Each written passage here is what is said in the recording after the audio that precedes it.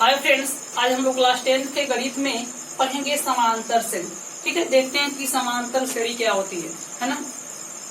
समांतर श्रेणी समझने से पहले या इसको पढ़ने से पहले एक छोटी सी हेडिंग पढ़ लेते हैं, अनुक्रम, सीक्वेंस। अनुक्रम, सीक्वेंस। देखिए, अनुक्रम क्या होता है? यदि कोई भी कोई भी संख्याओं का समूह एक निश्चित नियम के अंतर्गत बद्ध की गई हो तो उन संख्याओं के समूह को अनुक्रम कहते हैं। जैसे यदि हम लिख दें 2, 4, 6, 8, 10 ... देखिए, यह जो संख्या लिखी गई है यह एक अनुक्रम में है। ठीक है ना। देखिए, यहाँ पे एक निश्चित नियम मतलब कह सकते हैं कि दोनों संख्याओं के बीच 2 का डिफरेंस है, यहाँ पे दोनों संख्याओं के बीच 2 का डिफरेंस है, यहाँ पे दोनों संख्याओं के बीच 2 का डिफरेंस है। ठीक है, अगर हम इस प्रकार लिख दें 2, 12, 20, 100, 150। अब देखिए, यह संख्या जो है यह अनुक्रम में नहीं है। यहाँ पे कोई निश्चित नियम नहीं है, यहाँ पे कोई निश्चित रूल नहीं है। अलग अलग संख्याओं के बीच अलग अलग संख्याओं का डिफरेंस है, तो यह एक प्रकार का अनुक्रम में नहीं आएगा। लेकिन यह जो संख्या लिखी गई है 2, 4, 6, 8, 10, यह एक प्रकार का अनुक्रम है। ठीक है, और इसी अनुक्रम यानी इन्हीं संख्याओं को यदि हम प्लस चिन्ह के साथ या माइनस चिन्ह के साथ लिख दें तो वह एक श्रेणी बन जाती है। क्या बन जाती है? वह एक श्रेणी बन जाती है। जैसे 2, 4, 6, 8, 10, ... तो यह जो लिखी गई है यह एक प्रकार का श्रेणी है। तो आइए हम देखते हैं कि समांतर श्रेणी क्या होती है। समांतर श्रेणी क्या होती है? समांतर श्रेणी वह श्रेणी होती है जिसका प्रत्येक पद उसके पहले वाले पद में कोई निश्चित संख्या जुड़ने या कोई निश्चित संख्या घटाने पर प्राप्त की जाती है। हमने कहा कि समांतर श्रेणी वह श्रेणी होती है जिसका प्रत्येक पद उसके पहले वाले पद में कोई निश्चित संख्या जोड़ी जाए या कोई निश्चित संख्या घटाई जाए, तो उस प्रकार की श्रेणी को हम कहते हैं समांतर श्रेणी। जैसे मान लेते हैं कि समांतर श्रेणी का पहला पद a है, दूसरा पद a प्लस d है। अब देखिए, तीसरा पद प्राप्त करना होगा तो इसके पहले वाले पद में मतलब दूसरे पद में क्या जोड़ेंगे? d जोड़ेंगे। तो तीसरा पद a प्लस कितना हो जाएगा? 2d। चौथा पद हो जाएगा a प्लस 3d। ये समांतर श्रेणी का प्रथम पद a, दूसरा पद a प्लस d, तीसरा पद a प्लस 2d, चौथा पद a प्लस 3d। ये a क्या है? ये श्रेणी का प्रथम पद है a, प्रथम पद है। d क्या है? इस श्रेणी का सार्वंतर है, सार्वंतर। ठीक है,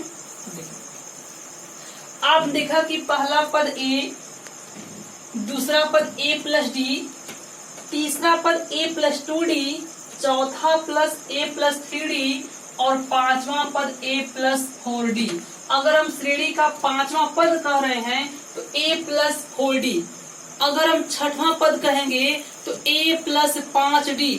मतलब जो पद है उसमें से d एक कम है। ठीक है, कहने का मतलब पांचवा पद तो a प्लस 4d, छठवां प्लस तो a प्लस 5d। उसी प्रकार से समांतर श्रेणी का n वां पद tn इक्वल टू हो जाएगा a प्लस n में से एक कम n माइनस 1 इंटू डी।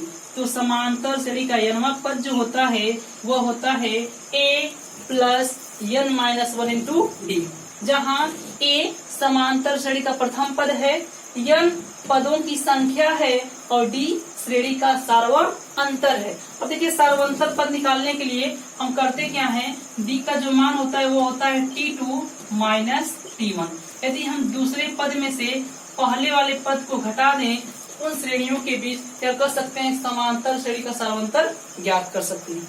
ठीक है, अब कैसे हम पहचानेंगे कोई भी श्रेणी समांतर श्रेणी में है?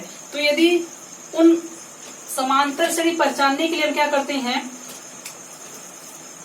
यदि t2 माइनस t1 बराबर हो t3 माइनस t2, तब वह श्रेणी क्या होगा? समांतर श्रेणी में होगा। यदि हम दूसरे पद में से पहले पद को घटा दें और तीसरे पद में से दूसरे पद को हटा दें तो दी गई श्रेणी जो होगी समांतर श्रेणी होगी। आइए हम देखते हैं कैसे पहचानेंगे कि वह श्रेणी समांतर श्रेणी में है। जैसे अगर आपको दी है 2, 4, 6, 8, 10 डॉट डॉट, ठीक है। और आपसे पूछा जाए कि यह जो श्रेणी है वह किस श्रेणी में है, ठीक है। तो हम देखिए यह क्या होगा, पहला पद है, ये दूसरा पद है, ये तीसरा पद है, ये चौथा पद है। मतलब T1 का मान कितना दिया है, T1 का मान 2, T2 का मान 4, T3 का मान 6 और T4 का मान 8। आपको पता करना है कि यह जो श्रेणी है वह किस श्रेणी में, समांतर श्रेणी में किस श्रेणी में। देखिए हमने बताया है कि यदि T2 माइनस T1 बराबर T3 माइनस T2 हो तो दी गई श्रेणी जो होगी वह समांतर श्रेणी में होगी। इसको इस तरह भी लिख सकते हैं आप, 2 धन 4 धन 6 धन 8 धन 10 धन डॉट डॉट, ठीक है। देखिए तो T2 माइनस T1 ये हो जाएगा 4 माइनस 2 बराबर T3 का मान कितना है 6 है और T2 का मान कितना है 4 है। 4 में से 2 घटाएंगे तो 2 और 6 में से घटाएंगे तो 2। देखिए यहाँ पे यह बराबर आ रहा है तो जो दी गई श्रेणी है वह समांतर श्रेणी में है, ठीक है।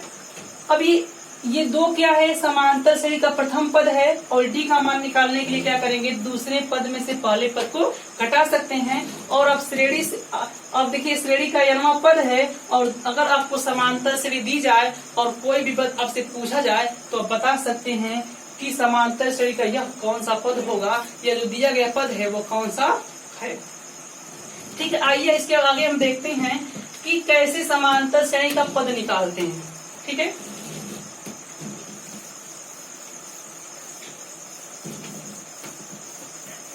अगर आपको कोई श्रेणी दे दी जाए, जिसे यही लिख दिया जाए 2 धन 4 धन 6 धन 8 धन 10 धन डॉट डॉट ना। अगर हम आपसे पहला पद पूछें तो बता सकते हैं 2, दूसरा पद पूछें तो ये भी बता सकते हैं, तीसरा पूछें तभी बता सकते हैं देखकर। लेकिन इसी तरीके से अगर आपको 50वां पद पूछे, 100वां पद पूछे, इस श्रेणी का 90वां पद पूछे, 70वां पद पूछे तब कैसे पता कर सकते हैं, ठीक है ना। देखिए पहले तो हम मान लिख लेते हैं। अभी आपको बताया गया कि समांतर श्रेणी के प्रथम पद को एस दिखाते हैं और देखिए यहाँ पे समांतर श्रेणी का प्रथम पद कितना है, 2 है, तो ए का मान कितना हो जाएगा 2। डी निकालने के लिए बताया गया फार्मूला, सार्वंतर निकालेंगे T2 माइनस T1। तो देखिए यह समांतर श्रेणी का T1 है, ये T2 है, तो लिखेंगे D इक्वल टू T2 का मान है 4 और T1 का मान है 2, तो D इक्वल टू कितना आ गया 2। अगर आपसे पूछे इस श्रेणी का 50वां पद कौन सा होगा, मतलब T50, आपसे पूछे 50वां पद है ना, T50वां पद कौन सा होगा, तो अभी आप एक फार्मूला लिखे थे है ना कि Tn इक्वल टू समांतर श्रेणी का यनवा पद होता है A plus N minus 1 into D. और आपसे पूछ रहा है इस श्रेणी का 50वां पद कौन सा होगा, तो ये हो जाएगा T50 इक्वल टू A का मान कितना है 2, तो यहाँ पे लिखेंगे 2, N का मान कितना दिया है 50, तो लिखेंगे 50 माइनस 1 इंटू, और D का मान देखिए यहाँ पे कितना आया है 2, तो 2, ठीक है। अब ये हो जाएगा T50 इक्वल टू 2। देखिए यहाँ पे 50 में से जब 1 घटाएंगे तो 49 आएगा और 49 का 2 मल्टीप्लाई करेंगे तो 98 होगा। तो लिख सकते हैं 2 धन 98 और 98 में 2 जोड़ेंगे तो कितना आ जाएगा 100, तो T50 इक्वल टू कितना आएगा 100। अर्थात समांतर श्रेणी या इस श्रेणी का 50वां पद कितना होगा 100 होगा। तो इसी तरीके से आपको समांतर श्रेणी दी जाएगी और आपसे पूछा जाएगा 16वां पद बताओ, 32वां पद कितना होगा, 100वां पद कितना होगा। तो आप इस फार्मूले की सहायता से, समांतर श्रेणी के यनवे पद के फार्मूले की सहायता से उस श्रेणी का आप कोई भी पद ज्ञात कर सकते हैं, ठीक है। अब इसके आगे हम पढ़ेंगे कि समांतर श्रेणी क्या योग कैसे होता है। अगर आपको श्रेणी दी जाएगी और आपसे पूछा जाएगा कि 50वें पदों का योगफल बताइए, इस श्रेणी के 20वें पदों का योग कितना होगा। ठीक है, तो इसके आगे हम लोग देखेंगे अगले लेक्चर में।